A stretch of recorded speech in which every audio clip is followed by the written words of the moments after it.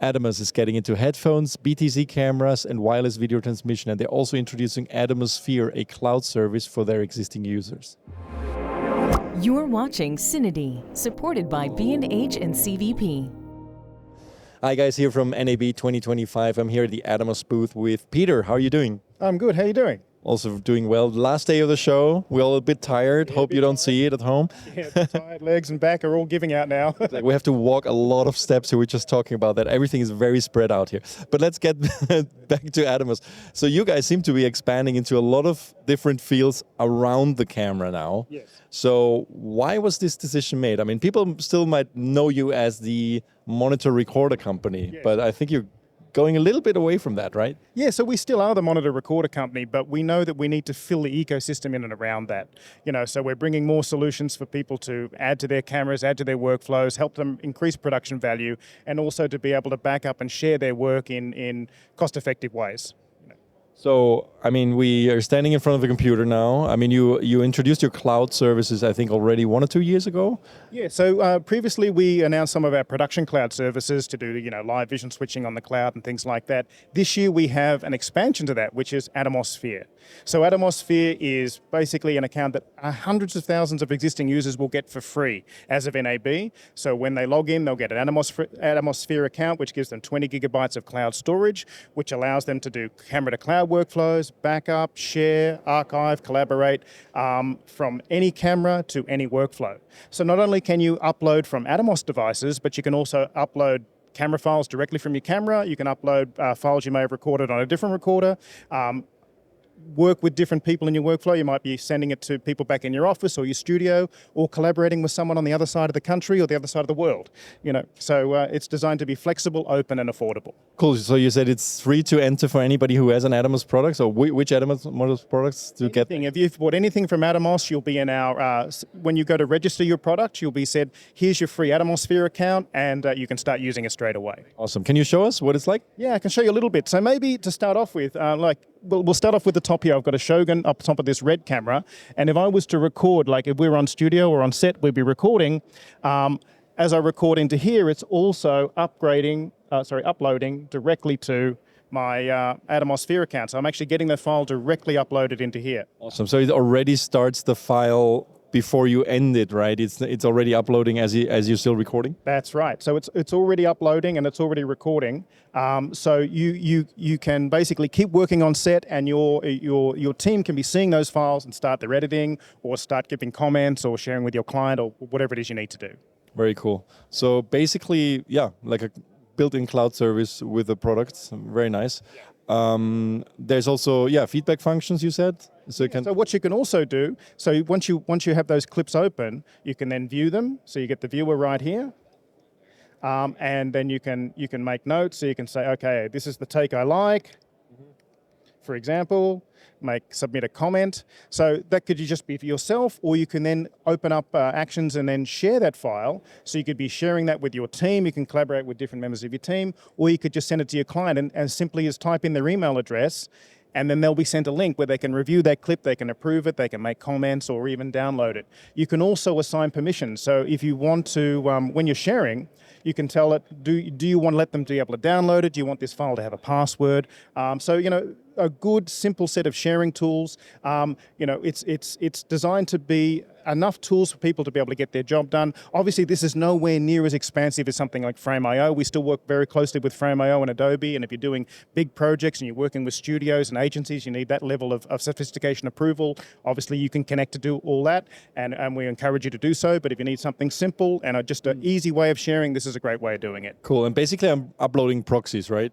Yeah, so, well actually you can upload proxies, or you can upload the full resolution files, and then if you upload full res, we're actually making H.264 proxies automatically for you. And we do that for two reasons. One is so that they'll display and play back faster on the web-based interface, but also you can use those as proxies for editing as well. So you might use lower resolution files because they're faster and easier to copy, and then when you're finished, then you can relink back to your original raw files or high res.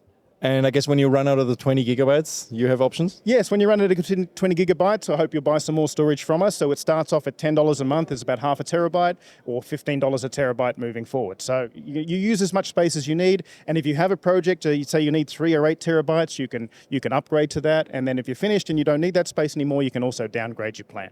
Cool. We mentioned the ecosystem you're building around the cameras in terms of other hardware products as well, so I guess we'll just move over to the other table to show them. Yeah, let me show you over the other side. So here we are expanding hardware ecosystem. What are we looking at? Yeah, so we've got a few more things around the ecosystem. So we've got headphones, we've got transmitters, and we've got some PTZ cameras. So I'll talk about the headphones first. So last year we actually acquired Atomos, which is a very famous French brand that made really high quality audio recorders. So we're going to bring some of that technology into our products in moving forward. But in the meantime, we thought we'd bring some headphones, production quality headphones in. They're really nice, transparent, for on-location recording, also studio recording, and then also for maybe in the edit suite. There's no electronic noise reduction going on. It's all passive, and if you wear them, they're actually quite comfortable.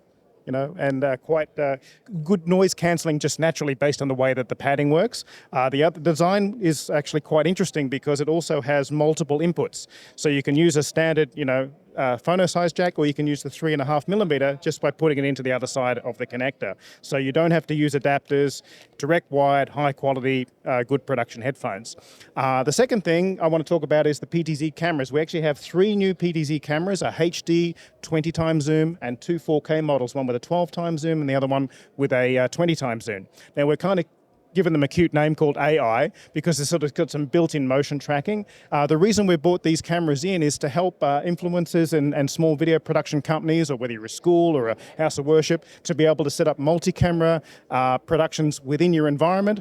And having the automated tracking makes it easier for you to do a little bit better production value without having to have additional camera operators. The camera can follow you around. You could be doing a cooking show, or you could be doing whatever you like, and it feels like that you've got more people working on your shoot. So that's been really popular at the show. We've also got a separate PTZ controller, so if you do have extra people in the crew, you can have people controlling the camera, someone doing the live switch, and then obviously the talent. The other thing that we've done was sort of a missing part of the workflow that we thought is wireless video transmission. So we have a new product called the Atomos TXRX that'll transmit HD SDI or 4K over HDMI using 5 gig Wi-Fi. So we've actually got our cameras here. We've got a red camera on the other side of the booth, as well as a Sony camera coming into our Sumo monitor here. We can send that video up to 300 meters, or about 950 feet. And the way it works is that the transmitter works like a base station, so it's sending out a Wi-Fi signal. It can send to up to 4 receivers. You can either get additional receivers from us, or you can also use like an iPad or an Android device as your monitor. So we sell the transmitters as a set for $600 as a transmitter and a receiver, or you can just buy a transmitter for $450 or additional receivers for $350 a piece. So what kind of app do you use then as a monitor app? So we'll have a free Atomos monitor app. So this all ships in June, so you'll be able to download either from the Android store or from on the iOS store, the free app that works with our transmitter and receivers. And I just saw a moment ago when you were talking to a customer that the latency is quite good, right? I mean, yeah, it seems very low. Yeah, the latency is pretty good. If you're transmitting HD, it's going to be somewhere between 4 to 6 frames. If it's HD, depending on the frame rate, it'll be 4K, it'll be somewhere between 8 to 12 frames, depending on the frame rate. So it's pretty good for monitoring. I mean, some people are talking about using it as a wireless link for live production. I guess you could get away with that, but it's not really designed for that. It's designed for wireless monitoring on set. Yeah, I mean, for PTZ cameras, of course, that's also a completely new market for you guys, cameras. So where do you see the biggest differentiating factor to what's in the market?